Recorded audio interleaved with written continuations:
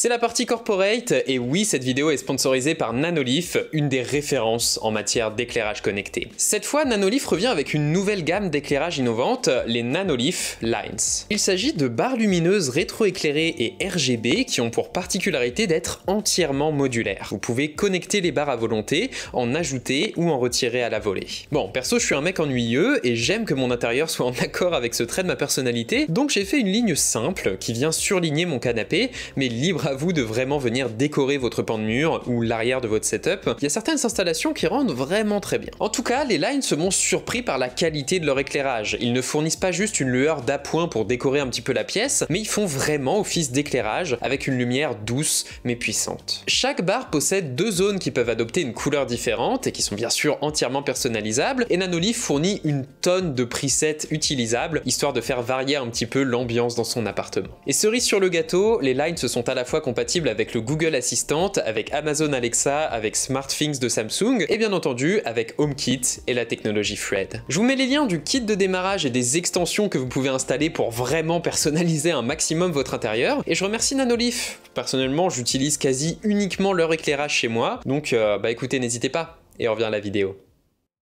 Le 9 mars 2015, Tim Cook monte sur scène pour introduire le nouveau MacBook de 12 pouces qui se veut être l'ordinateur ultra portable de référence en reprenant le flambeau du MacBook Air. Au-delà du produit en lui-même, l'enjeu ce jour-là, c'était d'introduire auprès du grand public les grands principes qui vont définir la nouvelle ère des MacBooks qui s'étalera de 2015 à 2020. Cette génération sera donc marquée par le modèle du touch USB Type C, de la finesse extrême, du clavier papillon, de la touch bar, et j'en passe. Ces codes furent adoptés par le MacBook Pro en 2016, mais comme vous le savez, l'histoire ne se souviendra pas forcément de cette génération en bien. Certes, en 2016, cette génération introduisait un nouveau design résolument moderne, tout en finesse et en élégance, mais au-delà de ça, le touch USB Type C, c'est cool, mais même Apple n'aura pas été suffisamment influent pour nous faire lâcher nos connectiques HDMI, USB traditionnels et j'en passe. La finesse, c'est très bien aussi, c'est sexy, mais ça implique moins de place pour garder ses composants au frais, donc moins de performance, une surchauffe exagérée, des ventilateurs omniprésents, et la finesse, c'était aussi d'autres joyeusetés plutôt sympas, comme l'horrible fragilité du clavier papillon, ou alors le câble qui relie l'écran au reste de l'ordinateur qui était trop court et très facile à flinguer sur certains modèles de MacBook Pro. Bref, non seulement cette génération était criblée de compromis, mais aussi, et c'est bien plus grave, de faiblesses techniques. Mais après 5 années de péripéties, en 2020, Apple aura enfin réussi à nous livrer tout ce qu'il y a de bon dans la vision qu'il y a derrière ces MacBook Pro, avec le MacBook Pro M1. Le seul problème, c'est que ça ne sauvera pas ce form factor, étant donné qu'un autre changement est nécessaire dans la gamme des MacBooks. Vous regardez Nightech, c'est Thomas, et aujourd'hui je tenais à ce qu'on prenne quelques minutes pour dire adieu à ce que symbolise ce MacBook Pro.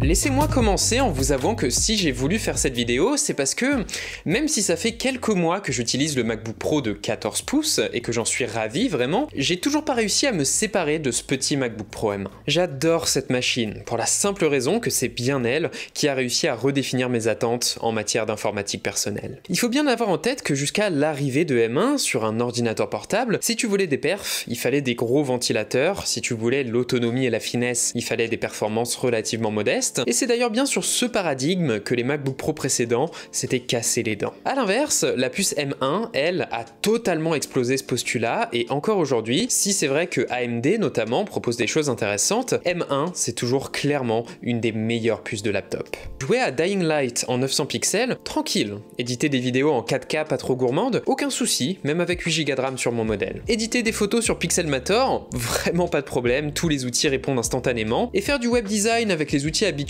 que sont Figma, Sketch, Visual Studio Code, des dizaines d'onglets web, 7Go de RAM, et vous êtes plus que confortablement paré pour tout ça. Bon, tout ça c'est très bien, certes, on le sait, ça vient avec la puce M1, mais à côté de ça, ce MacBook Pro souffre quand même de quelques faiblesses de son temps. Niveau écran, sans même parler des bordures qui sont bien présentes sur ce modèle, je dois avouer que je ressens l'absence de ProMotion que je peux avoir sur le MacBook Pro de 14 pouces. Ou tout du moins, je le ressens jusqu'à ce que mon œil s'habitue à nouveau. C'est un petit peu l'effet pervers des 120 images par seconde. On s'habitue s'habitue vite à la fluidité que ça implique, on regrette leur absence quand elles ne sont pas là, mais voilà, à mes yeux c'est un confort sans être une nécessité, si vous n'y êtes pas habitué vous ne le voyez pas, et même si vous y êtes habitué, au bout de quelques minutes, on s'y fait. Et par contre, au niveau rendu de l'écran, certes c'est de l'IPS, mais encore aujourd'hui, la dalle de ce MacBook fait plaisir aux yeux, c'est parfaitement net, c'est contrasté, les couleurs sont belles, bien joué, c'est très cool. Et sous cet écran, on retrouve un des éléments les plus décriés de cette génération de MacBook Pro, la fameuse Touch Bar. Alors je suis désolé, la Touch Bar on peut la haïr pour beaucoup de raisons, mais personnellement je peux pas m'empêcher de la trouver cool. Je ne m'en sers pas tout le temps, comme tout le monde je ne l'exploite qu'à moitié, et principalement pour des emojis, il faut avouer, mais dès qu'on se donne la peine de l'utiliser, c'est un moyen fun et parfois plus intuitif que les touches de fonction pour interagir avec sa machine. Ici je pense que l'erreur d'Apple ça a été de marketer la Touch Bar pour sa fonction à destination des professionnels, plutôt que pour son intuitivité à destination du grand public, qui lui n'est effectivement pas forcément féru de raccourcis clavier, de touches de fonction, ce genre de choses. Si ce n'est pas la Touch Bar qui fera briller ce MacBook Pro, là où M1 brillera encore durant de nombreuses années, c'est dans son alliance avec macOS et tout ce qu'elle implique. Le système est d'une réactivité sans faille, tout s'ouvre instantanément à la manière des smartphones et tablettes modernes, et surtout, M1 m'a toujours impressionné par son absence totale de chauffe, c'en est presque désagréable en hiver, vraiment, et la conséquence de ça, c'est l'absence totale de bruit de ventilateur. Même avec mon usage qui est quand même un petit peu enthousiaste, je n'ai entendu les ventilateurs de ce MacBook Pro que 1 ou 2 fois en 1 an et demi,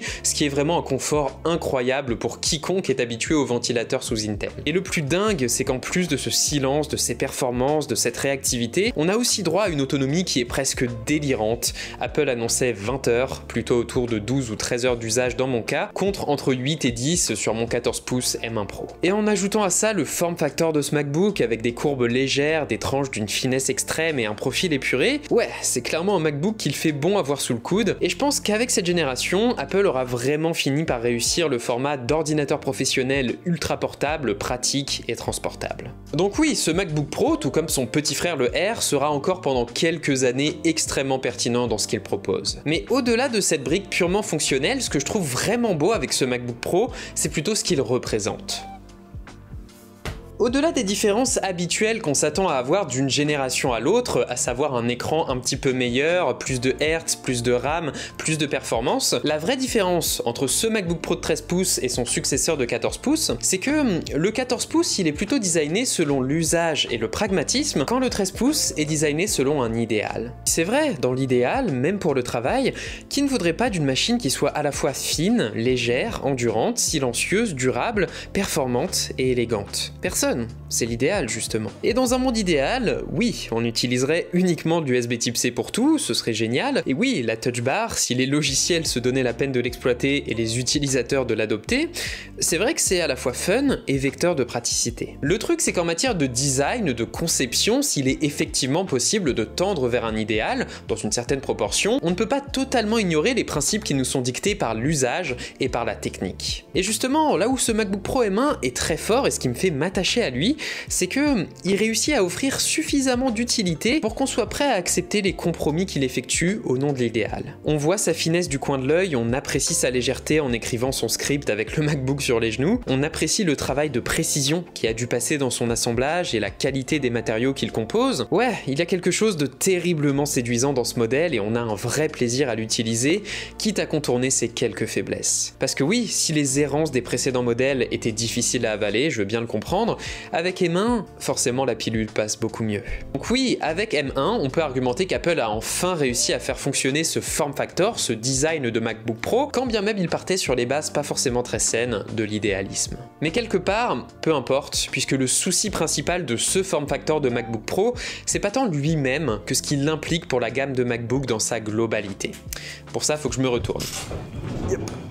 Parce que oui, il y a une chose sur laquelle Apple est habituellement très bon, mais qui aura été vraiment calamiteuse durant la génération 2015-2020 de MacBook, c'est la cohérence de leur gamme. Franchement, de 2015 à 2017-2018, la gamme de MacBook n'était pas très belle à voir, avec un MacBook simple, compact et moderne, un MacBook Air dépassé, vieux et encombrant, et un MacBook Pro moderne qui est en fait plus compact que le Air, mais moins que le simple. Virer le MacBook simple et upgrade le Air a aidé, mais on a toujours cette impression l'impression que le MacBook Air ne garde son nom que par tradition et velléité commerciale, alors que ce qu'on a dans les faits, c'est plutôt un MacBook et un MacBook Plus. Et ça, c'est pas forcément terrible comme situation. Dans l'absolu, pour assurer la cohérence d'une gamme, il vaut mieux fournir des avantages à chacun des appareils qu'ils constituent, de façon à ce qu'au-delà du prix, ils aient tous une identité et une proposition de valeur à laquelle on peut se raccrocher en tant que consommateur. Alors bien entendu, il ne s'agit pas de rendre ces modèles moins chers plus attirants que ces flagships, mais de leur fournir des avantages distincts comme le choix des couleurs, le form factor, le design très souvent,